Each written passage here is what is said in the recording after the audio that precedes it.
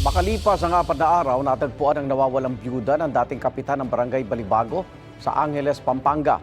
Dadiskubring patay na ang ginang at inilibing sa kanilang bakuran. Ayon sa source ng GMA Integrated News, nakitaan ng sugat sa ulo ang biktima na posibleng mula raw sa matigas na bagay. Live mula sa Angeles, Pampanga, may unang balita si James Agustin. James. Isinailalim na sa autopsy kaninang madaling araw ang labi ni Maria Teresa Mamak para matukoy ang sanhi ng kanyang pagkamatay. Nadiskubre po yung bangkay ng biktima na nakabaon sa lupa sa compound ng kanilang bahay. Hinahanap ngayon ng pulisya yung huling nakasama ng biktima, yung driver ng pamilya na itinuturing na person of interest.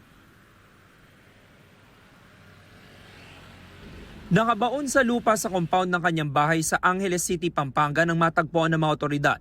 Alas 5 ng hapon kahapon ng bangkay ni Maria Teresa Tess Mamak na 4 na araw nang napaulat na nawawala. Siya ang byuda ng dating kapitan ng Barangay Balibago. Kinilangan magukay ng soko na humigit kumulang 5 talampakan bago tuluyang nakuha ang bangkay. Inabot sila na mahigit 4 na oras. Ayon sa pulisya, nadiskubre ang kahina-hinalang hukay sa gilid ng mga kulungan ng baboy. Nung ating itong tiningnan ay lumabas yung paanong biktima. So yun, patawag na tayo ng soko at ipinases na ito ng soko hanggang sa ito ay maukay at maihaon na doon sa libingan at positibo ang kinilala ng ating kanyang mga kamag-anak at ng mga anak ng biktima. Sabi ng pulisya, sa lalim ng hukay, posibleng nakahanda na raw ito bago pa isinagawa ng sospek ang krimen. Base sa aming investigasyon, ito ay pinaghandaan sapagkat hindi kayang gawin ito ng ganong kabilis lang. Kaninang madaling araw, isinailalim na sa autopsy ang bangkay ng biktima para matukoy ang sanhi ng kanyang pagkamatay. Ayon sa source ng GMA Integrated News, nakitaan ng sugat sa ulo ang biktima na posible raw mula sa matigas na bagay. Hinihintay pa ang resulta ng autopsy. February 12 nang mapaulat na nawawala ang biktima. Sa kuha ng CCTV sa compound ng kanilang bahay, makikita ang isang lalaki na lumabas bandang alas 7:20 ng gabi. Tinukoy ng mga kaanak ang lalaki na driver nila ng mahigit 20 taon. Bumalik din siya sa loob maya-maya. Matapos ang ilang minuto, dumaan ang puting sasakyan ng biktima. Alas 7:30 maririnig sa CCTV ang sigaw ng isang babae sa loob ng bahay na pinaniniwalaang sa biktima.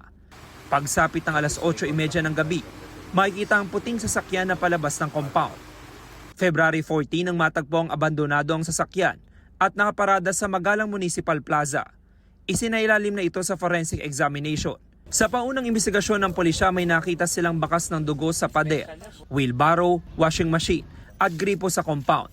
Ang lalaking driver hindi na nakita at nakontak ng mga kaanak ng biktima simula noong February 12. Ayon sa pulisya, itinuturing na person of interest ang driver. Base ho sa mga testigo ay siya ho yung huling nakitang kasama at siya yung huling nakitang nagmaneho nung sasakyan.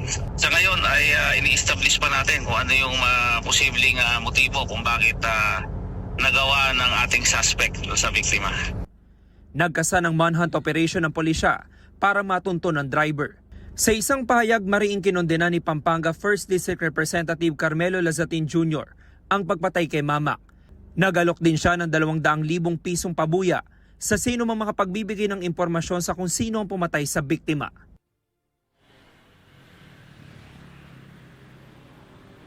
Samantala, Igan, kumuha ng DNA sample ang pulisya mula doon sa bangkay ng biktima para i-cross-match ito doon sa mga forensic evidence sila na nakuha naman doon sa compound ng bahay ng biktima, gaya na lamang po ng bakas ng dugo maging doon sa sasakyan ng biktima. Yan ang unang balita mula po rito sa Pampanga. Ako po si James Agustin para sa GMA Integrated News. James, may tinitingnan na bang motibo sa krimen ng ating mga pulis? Igan, natanong natin yan kay City Director ng Angeles City Police Office si Colonel Villarosa at ang sinasabi niya sa atin ay hanggang ngayon ay hindi pa rin malinaw sa kanila kung ano ba'y posibleng motibo dito sa krimen at hindi pa tayo nagkakaroon ng oportunidad para makapanayam ulit yung mga kamag-anak matapos nga matagpuan yung labi nitong si Mama. Igan. Sa investigasyon, medyo malalim yung hukay ah. Isa lang ba o may kasama yung suspect sa pagpatay sa ginang?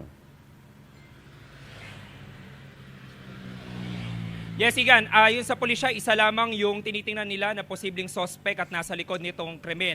At base doon sa inisyal na investigasyon nila, ay posible daw na ilang araw bago yung krimen ay naghuhukay na yung suspect dahil nga doon sa mahigit 5 talampakan na lalim ng hukay. At kung ma-describe ko lamang, Igan, yung mismong mga kulungan ng baboy na yon kung saan natagpuan yung hukay, katabi lamang noon yung mismong lugar kung saan natutulog yung driver ng pamilya. Igan. May lead na ba sa family driver?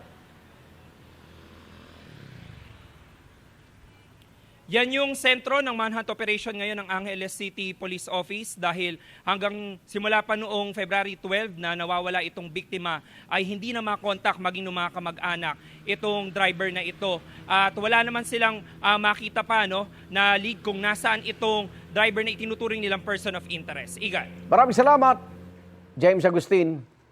Igan, mauna ka sa mga balita, mag-subscribe na sa GMA Integrated News sa YouTube para sa iba't ibang ulat sa ating bansa.